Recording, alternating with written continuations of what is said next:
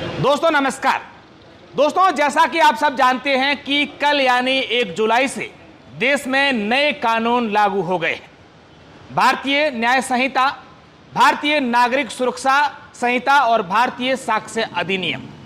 अब नए कानून लागू होने के बाद देश के नागरिकों को कई प्रकार के कंफ्यूजन हैं और ये लोग जानना भी चाहते हैं कि आखिर जो भारत में नए कानून लागू हुए हैं उसको लेकर कई ऐसे सारे प्रावधान हैं जिसमें बदलाव किए गए हैं, वो क्या है। तो आज इस वीडियो के माध्यम से हम आपको सरल भाषा में कुछ ऐसे जो बदलाव किए गए हैं उनके बारे में बताएंगे जो आम जीवन से जुड़े हुए हैं।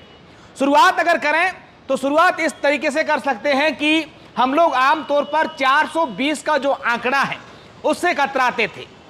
अगर आपकी किसी गाड़ी के नंबर 420 आ गए, कोई सामान खरीद लिया, उसका बिल 420 बन गया, तो हम लोग कतराते थे कि यार ये आंकड़ा सही नहीं है, इसको आंकड़ा बदल दो।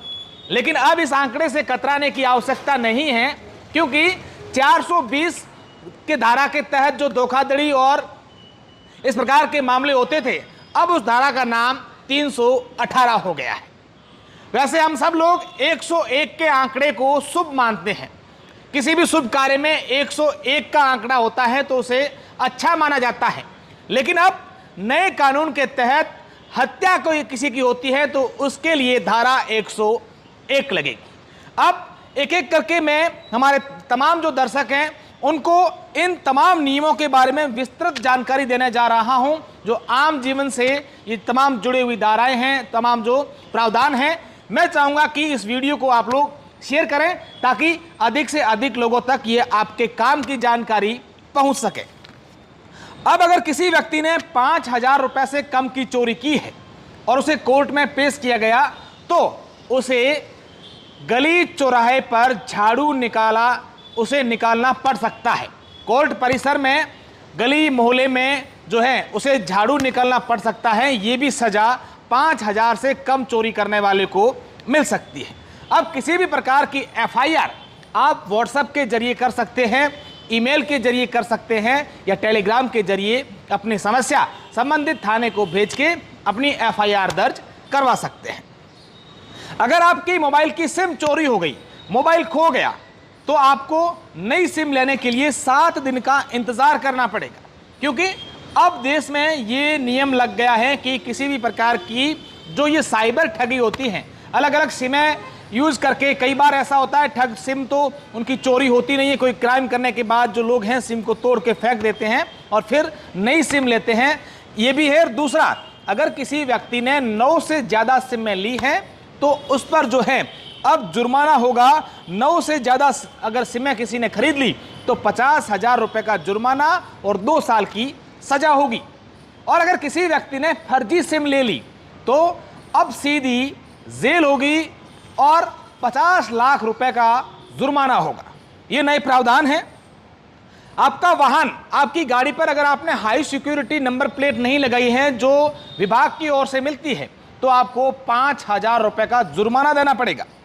मॉब लिंचिंग में अगर किसी की मौत होती है तो वहां पर जो भी आरोपी होंगे उनको सजाए मौत का प्रावधान है। दहेज हत्या या फिर किसी वैवाहिक जीवन में संबंध खराब होने पर उनकी किसी एक जो वैवाहिक जीवन में लोग होते हैं उनकी एक सदस्य की मौत हो जाती है, मौत कर दी जाती है, हत्या हो जाती है, तो अब सजा का प्रावधान जो है वो आजीवन कारावास है। अब पुलिसकर्मी कोई भी एरिया बताकर गुमराह नहीं कर सकते कि आपने कहीं पर भी घटना हो गई है तो आप जेरो FIR देश के किसी भी थाने में करवा सकते हैं। अगर मैं इसका एक एग्जाम्पल दूं तो एग्जाम्पल इस प्रकार है। आमतौर पर हम लोग ऐसी कई घटनाएं हमारे आसपास देखते हैं कि कई बार किसी के साथ रेप हो जाता है और जो रेप करने वाला होता है वो इस एरिया का, जहां पर रेप होता है वहां का प्रभावशाली व्यक्ति होता है। तो लोग आरोप ये भी लगाते हैं कि पुलिस जो है या थानेदार हैं, थाना अधिकारी हैं, उस प्रभावशाली लोग जो व्यक्ति हैं जिसने रेप किया है उसके प्रभाव के कारण FIR दर्ज नहीं करते हैं। तो ऐसे में अब पीड़िता किसी भी थाने में जाकर के उस व्यक्ति के खिलाफ रेप का मुकदमा दर्ज करवा सकती है। लेकिन शर्त यह है कि आपको 3 दिन के भीतर आपके संबंधित थाने में आपको पेश होना पड़ेगा, आपकी रिपोर्ट देनी पड़ेगी।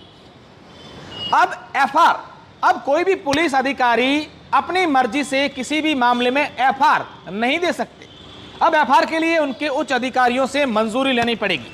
उदाहरण के तौर पर मैं समझाऊं, कई बार हम लोग देखते हैं कि उग्र आंदोलन होते हैं, प्रदर्शन होते हैं, धरने होते हैं, और वहां पर आम लोग जो होते हैं उनको परेशानी होती है, उनको आर्थिक नुकसान भी होता है।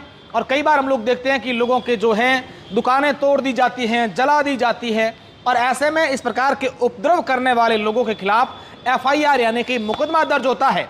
लेकिन कुछ समय बाद राजनीतिक दबाव में उन मामलों में एफआईआर लग जाती है। लेकिन अब ऐसा नहीं होगा, अब उनकी मंजूरी लेनी होगी। जिनका आर्थिक नुकसान हुआ है वो अगर चाहेंगे तो ही उस मामलों में एफआईआर मिलेगी, अन्यथा नहीं मिलेगी।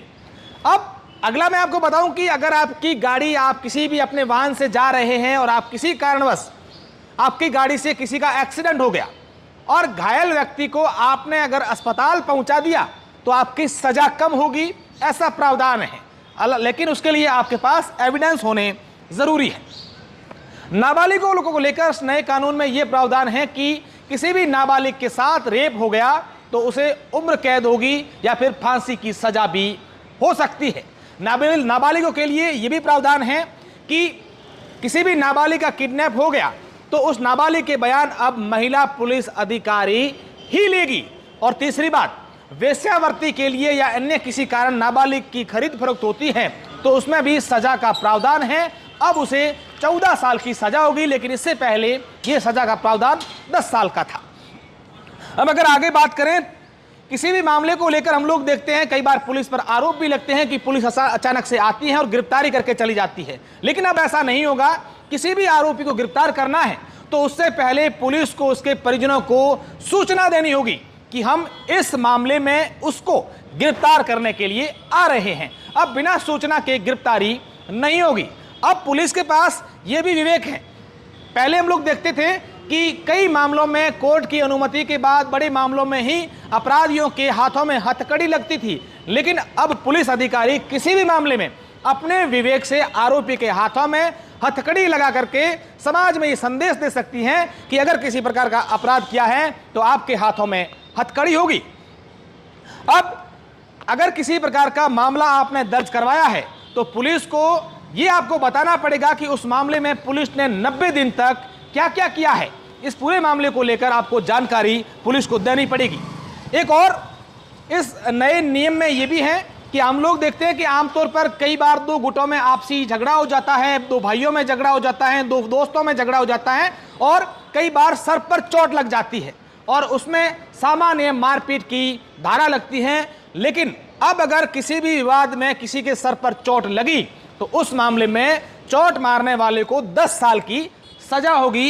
यह प्रावधान है। सबसे महत्वपूर्ण बात यह है कि अब किसी भी आपराधिक घटना में किसी को अगर आर्थिक नुकसान हुआ है तो राज्य सरकार की अनुशंसा पर केंद्र सरकार उसे आर्थिक मुआवजा देगी। इससे पहले यह मुआवजा सिर्फ एससी और एसटी एक्ट में ही मिलता था, यानी कि अब आर्थिक मुआवजा सामान्य हो गया है। किसी को भी अगर आर्थिक नुकसान हुआ है तो उनको सरकार पैसे देगी, आर्थिक मुआवजा देगी। अब अगर अगली बात करें तो हम लोग देखते हैं कि कई बार हमारे व्हाट्सएप पर या अलग अलग सोशल मीडिया प्लेटफॉर्म पर एसएमएस के जरिए हमारे पास कई मैसेज लुभावने आते हैं और कई बार ठगी के शिकार भी लोग बन जाते हैं। लेकिन अब ऐसा नहीं होगा। अगर किसी को प्रमोशनल मैसेज भेजने हैं तो पहले उसकी अनुमति लेनी होगी कि हम आपको इस प्रकार के मैसेज भेजें या नहीं, यानी कि प्रमोशनल मैसेज में अब ग्राहक की अनुमति लेनी होगी। अब कोई भी व्यक्ति किसी महिला को शादी का झांसा देकर, नौकरी दिलाने का झांसा देकर या फिर नौकरी में प्रमोशन करने का झांसा देकर उसके साथ अगर यौन शोषण करता है तो उसके खिलाफ कानूनी कार्यवाही होगी। ये अपराध की श्रेणी में आएगा। एक्स्ट्रा मैरिटल अफेयर अब देश में अपराध नहीं है। इसके अलावा अगर मैं बात करूं तो लापरवाही में, यानी कि किसी भी इलाज के दौरान अगर लापरवाही होती है तो डॉक्टरों को अब सजा 2 साल की होगी। इससे पहले 3 साल की सजा और आर्थिक जुर्माना भी था, लेकिन अब जुर्माना हटा दिया गया है। सजा 3 साल की बजाय अब 2 साल की होगी, यानी कि इस नए प्रावधान में डॉक्टरों को जो है वो राहत मिली है। अब पुलिस थाने में दिया गया बयान कोर्ट में मान्य नहीं होगा। कई ऐसे मामले थे जिसमें पुलिस थाने में दिया गया बयान कोर्ट में मान्य होते थे, लेकिन अब नए कानून में ऐसा नहीं होगा।